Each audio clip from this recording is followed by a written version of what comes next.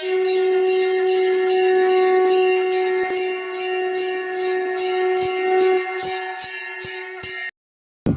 ஸ்ரீ குருப்பியோ நம. ஓம் கம் கணபதையே நம. நம்ம ஸ்ரீநிகேதன் வலைதளம் வாயிலாக முருகப்பெருமானுடைய சஹஸ்ரநாமத்திலிருந்து தினம் ஒரு நாமாவளியை சிந்திச்சுருக்கோம். இன்றைய தினம் 870வது நாமாவளியாக ஓம் ஷடாஸ்ரயாய நமஹ.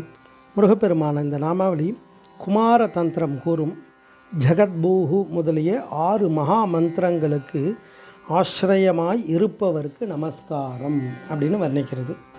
ஆஸ்ரயா அப்படின்னா இளைப்பாறும் இடம், அதாவது ஆதாரம், புகலிடம், கொள்ளுமிடம் அப்படின்னா அர்த்தம். போஷிப்பவன்னு ஒரு அர்த்தம். அப்படி இறைவன் இந்த இடத்துல 6 இடங்களில் விசேஷமாக எழுந்தருளி அனுகிரகம் பண்ணுறார். 6 இடங்களை ஆதாரமாக கொண்டிருக்கிறார், 6 இடங்களிலிருந்து காப்பாற்றுகிறார் அப்படின்றதெல்லாம் அர்த்தத்தை கொடுக்கும். முருகனுடைய விசேஷ ரூபங்களில் பார்த்தோம், 6 முகத்தை பார்த்தோம். சிவாகமம் அழகாக அந்த 6 முகத்தினுடைய பெயர் அழகாக வர்ணிக்கும். அதில் ஆவாகன பூஜைகள் அப்போ சுவாமியினுடைய அங்கங்களை எல்லாம் எந்தெந்த இடத்துல அந்தந்த மந்திரங்கள் இருக்குது அப்படின்றதெல்லாம் வர்ணிக்கும். அதுக்கு நியாசம்னு பேர். ஒரு இடத்துல அந்த மந்திர சக்தியை நிலைநிறுத்துறது, நினைத்து அந்த இடத்துல தொடுவது இப்படின்ற அர்த்தங்களெல்லாம் கொடுக்கும். ஓம் சோம் ஈசான ஜகத்புவே நமஹ ஈசான மூர்த்னி. ஓம் சோம் தத்புருஷ வச்சத்புவே நமஹ பூர்வமூர்த்னி. ஓம் சோம் அகோர விஸ்வபுவே நமஹ தட்சிணமூர்த்னி. ஓம் சோம் வாமதேவ ருத்ரபுவே நமஹ உத்தரமூர்த்னி. ஓம் சோம் சத்யோஜாத பிரம்மபுவே நமஹ பশ্চিமமூர்த்னி.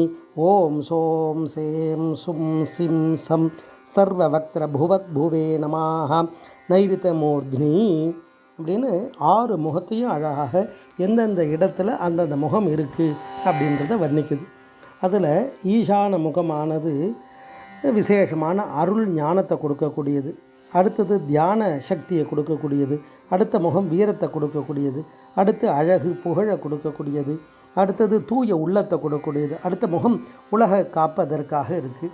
இப்படி 6 முகத்துக்கும் 6 தத்துவங்கள் இருக்குது. அந்த 6 முக வடிவமாக 6 இடங்களில் இருக்கார். அதை அனுபூதியில் அழகாக ஒரே பாட்டில் சொல்லுவார். உல்லாச நிராகுல யோகஹித ஷல்லாப வினோதனும் நீ அலையோ எல்லாம் அற என்னை இழந்த நலம் சொல்லாய் முருகா சுரபூபதியே அப்படின்னுவார். உல்லாசம் அப்படின்றது தான் திருப்பரங்குன்றத்தில் திருமண கோலத்தோடு இருக்கிறதால அது உல்லாசம். நிராகுலம், ஆகுலம்னா துன்பம், அப்படி துன்பமில்லாத தன்மையை கொடுக்கக்கூடியவர் ஜெயந்திநாதர், செந்திலம்பதியை குறிக்கக்கூடியது. அடுத்தது யோகம், ஞானத்தை கொடுத்து ஞான தண்டாயுத மூர்த்தியாக இருக்கார் இல்லையா சிவயோகத்தில். அப்போ ஏற்பட்ட அந்த 3வது படை வீடான பழனியை குறிக்கும்.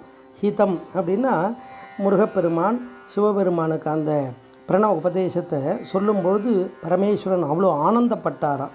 அது ஞான உபதேசம்ன்றதான் ஹிதம்னு சொல்லக்கூடியது.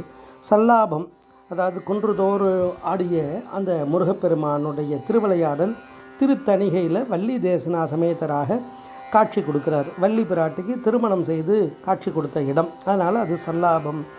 வினோதன், அதான் பழமுதிர் சோழல் ஞானஸ்வரூபமாக வேலாயுத சுவாமியாக நின்னார். சூர சம்ஹாரம் முடிந்து அந்த நூபுர கங்கையில் ஸ்நானம் பண்ணிவிட்டு அந்த வேல் நின்ன இடம் வினோதம்.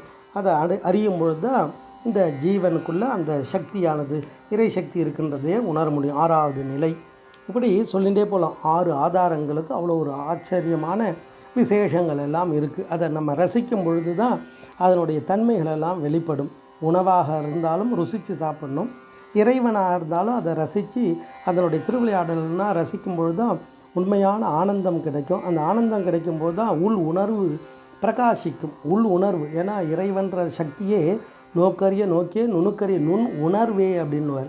அப்போ உணர்வு பொருளான அந்த இறைவன் விசேஷமான 6 இடங்களில் அனுகிரகம் பண்ணின்னு இருக்கார் அப்படின்றது தான் அந்த நாமாவளி தத்துவார்த்தமாக வர்ணிக்கிறது.